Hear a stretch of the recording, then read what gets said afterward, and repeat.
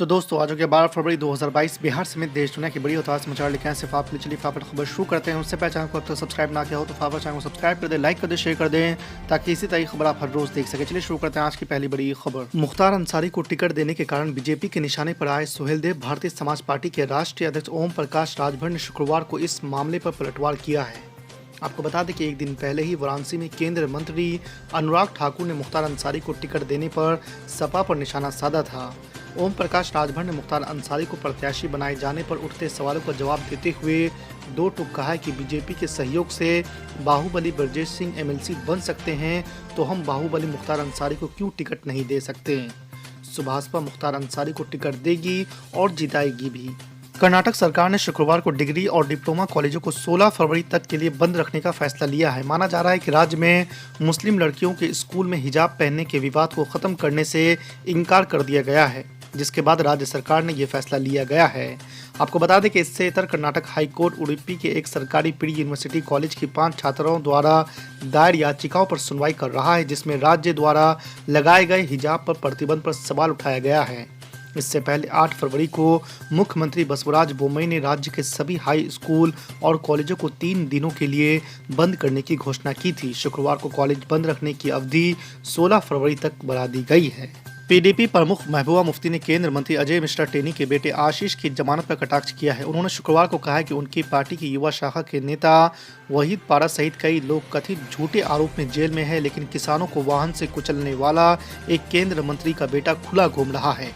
आपको बता दें कि जम्मू कश्मीर के पूर्व मुख्यमंत्री महबूबा मुफ्ती ने केंद्रीय मंत्री अजय मिश्रा के बेटे आशीष मिश्रा को लखीमपुर खीरी मामले में इलाहाबाद उच्च न्यायालय से जमानत मिलने पर अपनी बात रखी। राजधानी दिल्ली में कोरोना की तीसरी लहर लगातार कमजोर पड़ रही है। तीसरी कोरोना लहर की शुरुआत के बाद शुक्रवार को पहली बार दिल्ली में एक दिन में 1000 से कम कोरोना के मामले सामने आए हैं। बीते 24 घंटे में दिल्ली में 977 नए केस सामने आए हैं, जबकि कोरोना संक्रमण दर 1.73% हो गई है। हालांकि अब भी सक्रिय कोरोना मरीजों की संख्या 4812 है। रामपुर और स्वार विधानसभा पर चुनाव लड़ रहे सपा प्रत्याशी के लिए प्रचार करने पहुंचे सपा अध्यक्ष अखिलेश यादव ने भाजपा पर जमकर प्रहार किया है। आपको बता दें कि रामपुर में जनता को संबोधित करते हुए आजम खां पर दर्ज मुकदमों को लेकर भी कई दलीलें दी गई।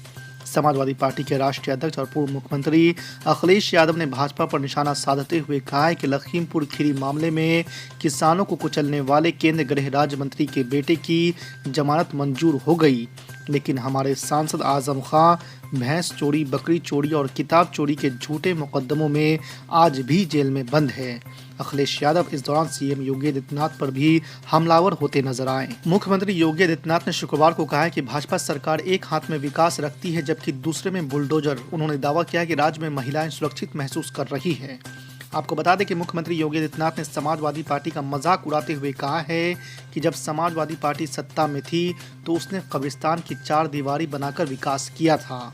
आपको बता दें कि मुख्यमंत्री योगी आदित्यनाथ ने कहा कि भाजपा सरकार एक हाथ में विकास रखती है जबकि दूसरे पर बुलडोजर। इस बुलडोजर का इस्तेमाल माफिया को भगाने के लिए किया जाता है। एमआईएम प्रमुख असदुद्दीन ओवैसी ने Z+ सुरक्षा से इनकार करने का मामला फिर से उठाया है। ओवैसी ने कहा कि उन्होंने गृह मंत्रालय की ओर से दी गई Z+ सुरक्षा से इसलिए इनकार किया क्योंकि अगर इस देश में मुस्कान जैसी मुस्लिम लड़कियों को खतरा है तो असदुद्दीन ओवैसी भी खतरे में है। आपको बता दें कि असदुद्दीन ओवैसी की कार पर उत्तर प्रदेश में चुनाव प्रचार के दौरान गोली चलाई गई थी, जिसके बाद असदुद्दीन ओवैसी को गृह मंत्रालय ने Z+ सुरक्षा दी थी, जिसे उन्होंने लेने से इनकार कर दिया है। तीसरी मर्तबा पार्लियामेंट में आया ट्रिपल तलाक का बिल। समाजवादी का कोई एमपी बोला, अगर बोला तो क्या बोला देख लो, यूट्यूब पर है। क्यों नहीं बोले? आप तो कौम के नाम पर वोट लिए थे ना, आप तो कौम को जज्बात में लाकर वोट लिए थे, तो कौम के बारे में क्यों नहीं बोला गया? आपने कौम कौम कौम कर दिया और आप भूल गए। जुलाई 2019 में अमित शाह मोदी ने पार्लियामेंट में कानून लाया UAPA। उस कानून में अगर किसी को गिरफ्तार किया जाता है तो उसको जेल में 120 दिन जेल में रखा जा सकता है, डिटेंशन में। उस कानून में यह गुंजाइश है कि दिल्ली में एक इंस्पेक्टर बैठकर कुंदरकी के किसी भी नौजवान को टेररिस्ट घोषित कर तीन मुसलमान, एक पिताजी एक बेटे। उस कानून की तारीफ कौन की है मालूम आपको? पूछो इन लोगों से। समाजवादी पार्टी उस कानून की तारीफ की थी। कहां गया कौम के नाम पर भीख मांगकर वोट मांगने वालों? उस कानून के तहत आज दिल्ली के जेल में बच्चे सड़ रहे हैं। उस कानून के तहत देश की जेलों में नौजवानों को 3-3 साल से बेल नहीं हो रही है।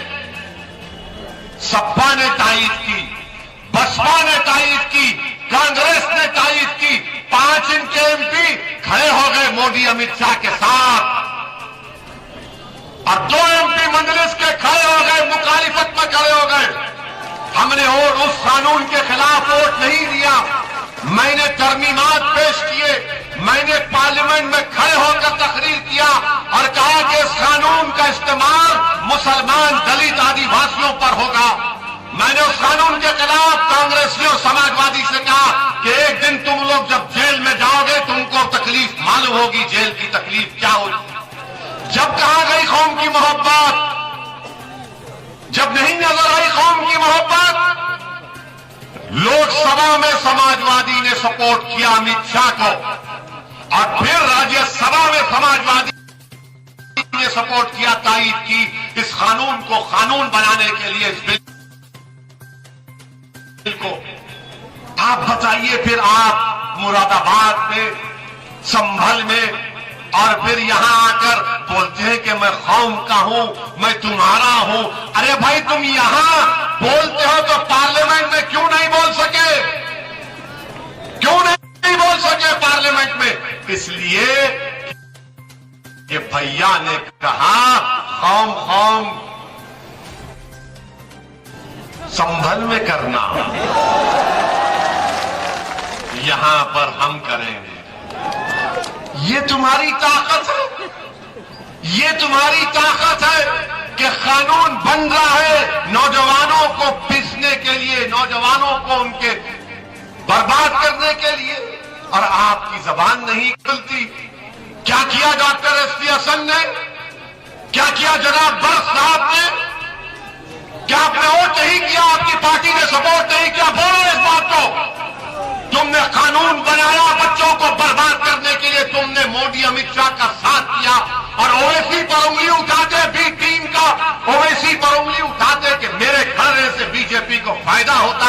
अरे मेरे गाड़ी पर गोलियां चलती है, मेरी गाड़ी पर गोली चलती है, मुझको मारने की कोशिश की जाती है, और हमको ही निशाना क्यों